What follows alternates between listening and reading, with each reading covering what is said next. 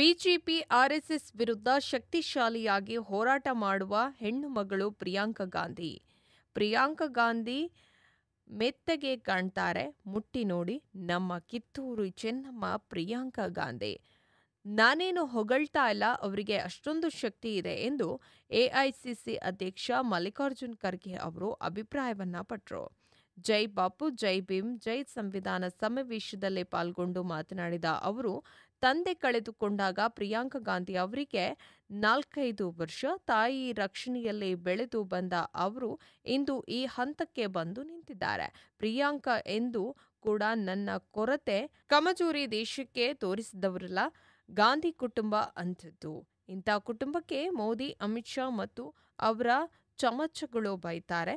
ದೇಶದ ಜನ ಹೆದರಬೇಕಿಲ್ಲ. ಬಿಜೆಪಿ ವಿರುದ್ಧ ಹೋರಾಡಲು ನಾವು ಸಿದ್ಧರಿದ್ದೇವೆ ಎಂದು ಖರ್ಗೆ ಅವರು ಎಚ್ಚರಿಕೆಯನ್ನು ನೀಡಿದರು. ಇನ್ನು ಬ್ಲಾಕ್ ಕಾಂಗ್ರೆಸ್ ಅಧ್ಯಕ್ಷನಾಗಿದ್ದ ನಾನು ಇಂದು ಅಖಿಲ ಭಾರತ ಕಾಂಗ್ರೆಸ್ ಪಕ್ಷದ ನಾಯಕನನ್ನಾಗಿ ಮಾಡಿದ್ದಾರೆ. ಇದು ಸಣ್ಣ ಮಾತಲ್ಲ. ಚುನಾವಣೆ ಆದರೂ ನನ್ನೊಂದಿಗೆ ಇಂದು ಕೈಜೋಡಿಸಿ ಸಹಾಯವನ್ನ ಮಾಡಿ ಇಂದು ಆರಿಸಿ ತಂದಿದ್ದಾರೆ. ಅದಕ್ಕಾಗಿ ನಾನು ಅವರಿಗೆ ಚಿರಋಣಿಯಾಗಿದ್ದೇನೆ. ಕರ್ನಾಟಕ ಕಾಂಗ್ರೆಸ್ನ ಒಬ್ಬ ಕಾರ್ಯಕರ್ತ ಅಖಿಲ ಭಾರತ ಮಟ್ಟದ ಅಧ್ಯಕ್ಷನಾಗಲು ನೀವೆಲ್ಲರ ಆಶೀರ್ವಾದ ಇಲ್ಲದಿದ್ದರೆ ಇದು ಸಾಧ್ಯವಾಗ್ತಾ ಇರಲಿಲ್ಲ.